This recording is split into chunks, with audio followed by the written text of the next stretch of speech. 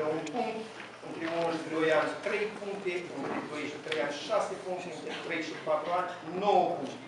Aici tragem o linie frumoasă și elegantă. Ei, de aici ce probleme? Pentru fiecare an îndeplinit este 4 și este 4 ani, este 4 puncte. An îndeplinit. Mergem mai departe. Trebuie să demonstrăm tot cu acte că în momentul anchetei sociale eram chiriaș sau tolerat în spațiu. Din păcate, o parte dintre dumneavoastră sunteți sau nu sunteți în sală, ați făcut niște greșeli. Ați mers cu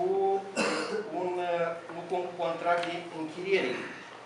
Ați mers cu contract, cum doamna secretară, ajutați-mă să-mi controbosit? Comodat. Greșit. Vi s-au luat în calcul nu 10 puncte, 7 puncte. Greșeala va aparține dumneavoastră. Mergem mai departe. Sau contracte de închiriere expirate. Sau contracte de închiriere expirate. Să-l luat în calcul pentru a primi 10 puncte contracte de închiriere în termen sau după nou cod civil, contract de locațiune. Una și același lucru. Mergem mai departe. Cred că eram bun de profesional. Mai târziu. Da. Mergem mai departe. La suprafață, tot așa, să fim niște greșeli o parte le-ați speculat la maxim. Ați făcut un contract de închiriere, l-ați făcut pe o anumită suprafață. Repet, ca să primiți 10 puncte, aveți suprafața mai mică, pentru suprafața mai mică de 8 metri pătrați pe metru de familie, primiți maximum 10 puncte. Între 8 și 12 metri, primiți 9 puncte. Între 12 și 15 primiți 7 puncte. Tot așa mergem mai departe.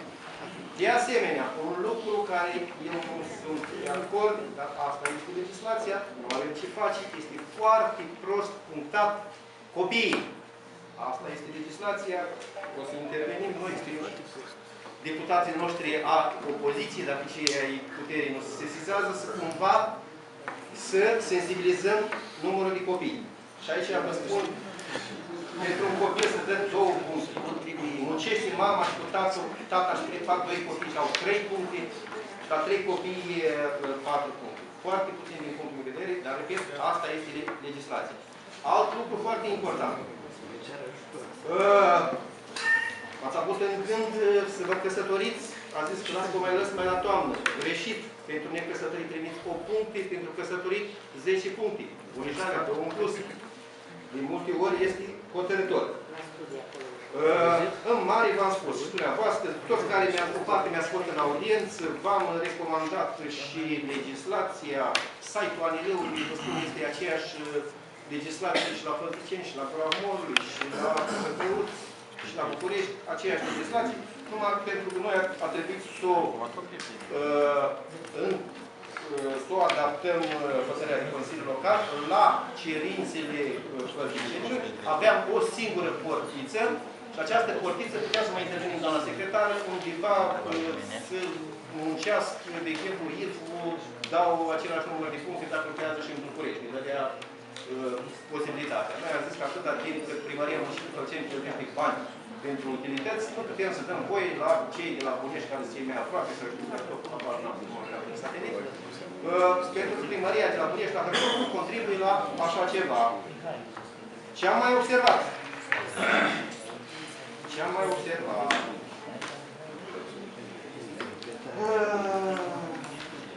Vă rog să mă mai suportați puțin.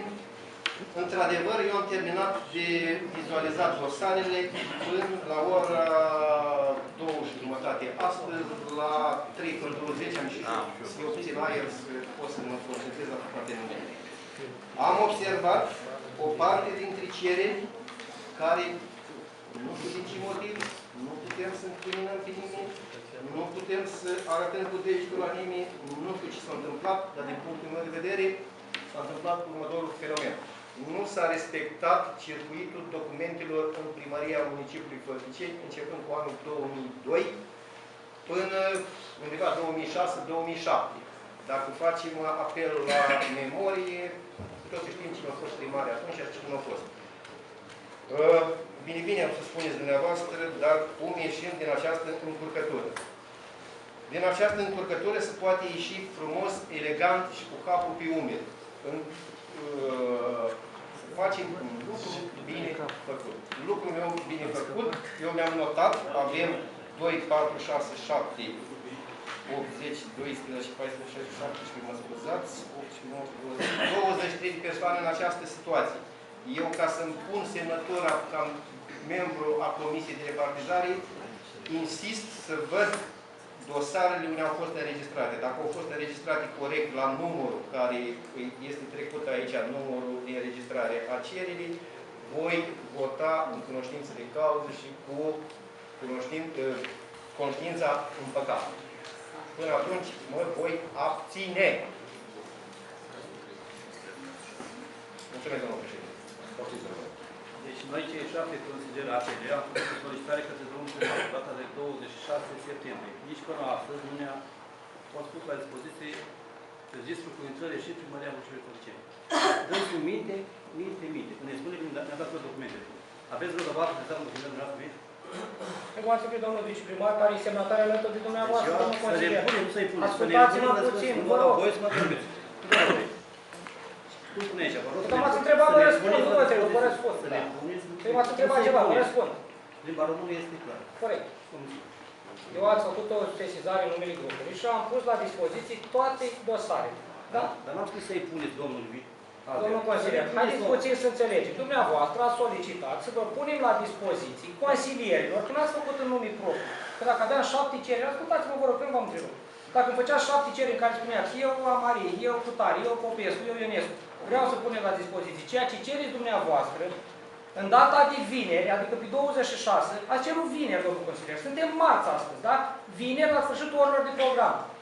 Când să vi le dau? Sâmbătă, duminică, ascultați-mă puțin, vă rog, da? Eu nu v-am întrerupt, domnul consilier, mai înainte spuneați. Ascultați-mă, da? Ați cerut o vineri. Numărul de înregistrare pe cereri de vineri. Vreau să știe toată lumea. Dosarele astea le discutăm din februarie. Vi se pare normal ca opoziția sau domnul consilier sau să le ceară vineri, acum în septembrie? De ce nu l-au cerut în februarie, că le-am mai votat odată? Știți foarte bine că în februarie v-ați actualizat toți dosarele, da? Toți. Ați venit la primărie ianuarie-februarie, că a fost o perioadă de o lună atunci.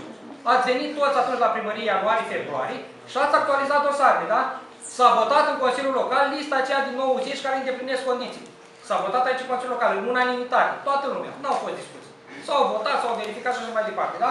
Din februarie până vineri acum, nimeni nu a solicitat niciun dosar.